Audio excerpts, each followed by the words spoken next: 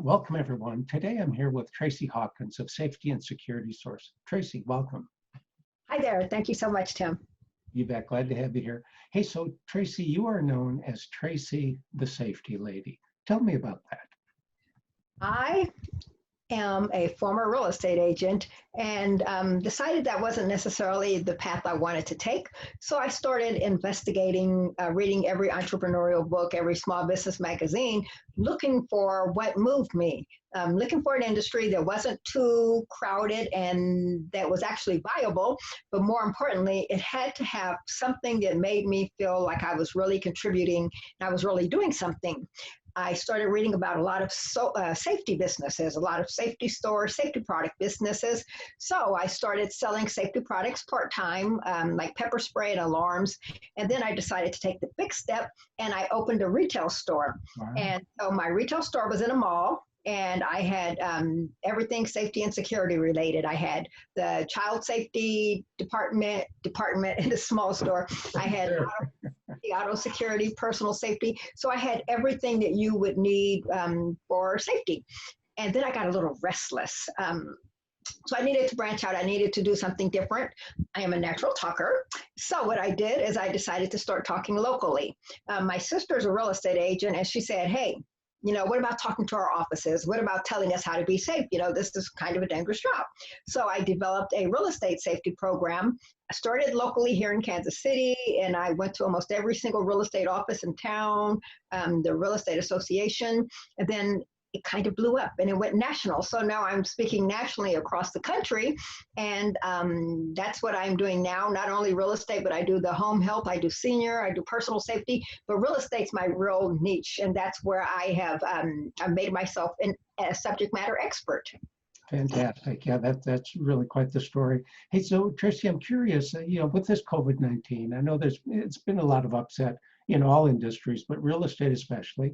I'm curious what potential additional risks there may be for real estate agents at this point in time. Well, I developed a whole new webinar about the virtual safety and the COVID-19 safety, and it even include any Zoom security issues and other cyber safety. But this particular situation, I guess you can call it kind of a lockdown, has real estate agents were kind of on standby. They couldn't really do anything because they couldn't go out to show. And then they decided that they needed to be virtual. So every single real estate agent who wanted to survive had to be virtual. They had to go online to learn how to work in that environment. There were safety issues that they never thought about that I had to bring to the forefront. First and foremost, if you're doing a virtual open house or a virtual tour, you need to be careful of what's in the background. You don't want to show valuables, artwork, gun collections, anything of value, jewelry that criminals could, from the safety of their house, case your listing and then burglarize later. So I had to remind them of things like that about going live in a virtual world, because if you're going live, you're telling criminals where you are, and stalking is a big deal in the real estate field, but you're also telling where you aren't. So that could leave the agents' homes open for burglary. So I had to incorporate that. As far as the COVID-19, I had to talk to them about ways to show. Now that everything's starting to open up a little bit, Tim, agents are actually able to go out and do showings. They're limited, there are restrictions and rules, but they're actually able to do showings. So I have to educate them that they are able and that they're encouraged to ask any seller before they step foot in their property whether or not they have tested positive for coronavirus or if they have displayed any symptoms, because the agent has a right to know. And then I also advise them that the sellers need to be able to ask that same question of the agents and the buyers walking through. So we have that discussion. We talk about sellers actually disinfecting surfaces before agents and the buyers get there. And they also should turn on light switches, open blinds, open cabinets, closets, doors, that reduce the number of times that the actual agent and the buyers have to touch those items. So there, as you can imagine, it's a different world out there now, but my job is to make sure agents know that. Yeah, fantastic. So I'm curious as well, Tracey, I know that you do a lot of speaking, you travel, you speak nationally. I take it that has at least temporarily been put on the shelf. So are you doing presentations now yourself virtually? Oh yeah, I have. I know everybody's tired of the word, but Tim, I'm going to say it anyway. I've had to pivot. So I have done webinars in the past, but now that's the only way I can work. I've had some trips scheduled, Nashville, Dallas trips that were supposed to happen in March and April that I've had to postpone.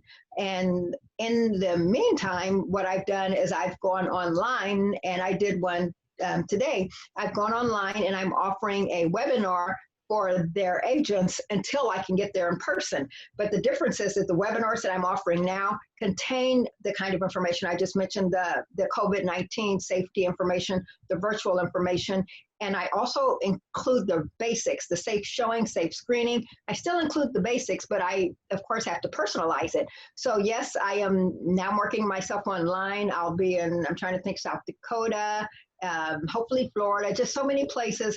And the big thing is, Tim, is that these companies and associations realize that they're getting more attendance virtually. So they're saying, we're going to keep doing virtual videos or virtual webinars. So I am thinking, this is the wave of the future. And well, this is now. So let me start marketing my webinars now. And that's working out pretty well. Fantastic. Glad to hear that. Yeah, it's curious, isn't it? Because I found that myself. I just started doing these Zoom interviews because I was stuck at home like everybody. And I think you're right. I think it's something that's going to stick, and we're going to see a lot more of it in the future. I agree. I agree. And you know what? As much as I like to travel, I like being able to walk across the hall in my home office and then sit here and talk to people. I have the same effect. And as they tell me, the attendance on these webinars are 200, 500 and up. So that's more people, they say, that would actually show up for a class in a classroom. So I'm reaching more people this way. And that's what I'm here to do. I love it. Fantastic. Yeah, that's really great. Hey, so Tracey, I'm curious in terms of, I know your expertise is real estate, but during this time, as folks are kind of at home, staying at home, that sort of thing, I know there are a lot of scams out there, a lot of those sort of things.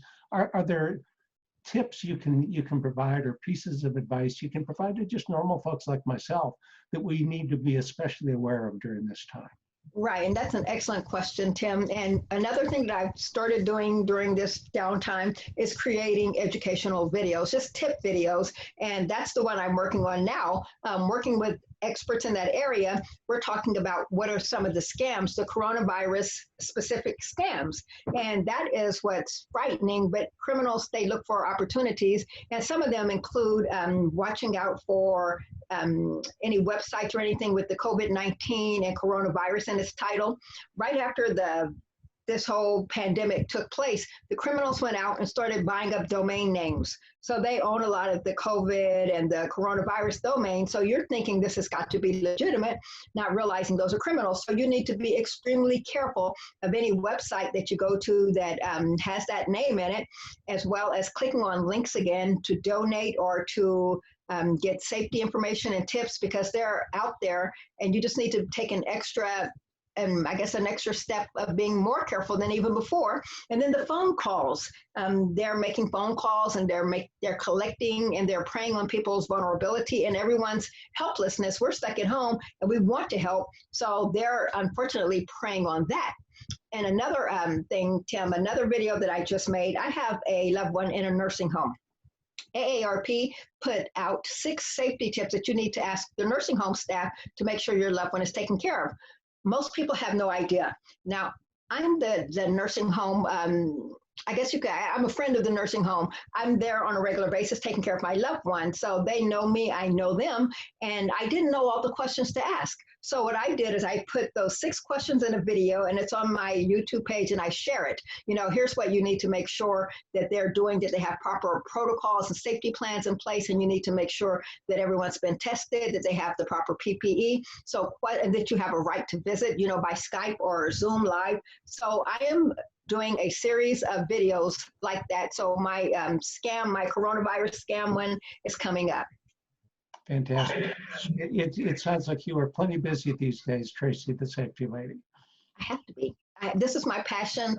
This is my profession. I have to be.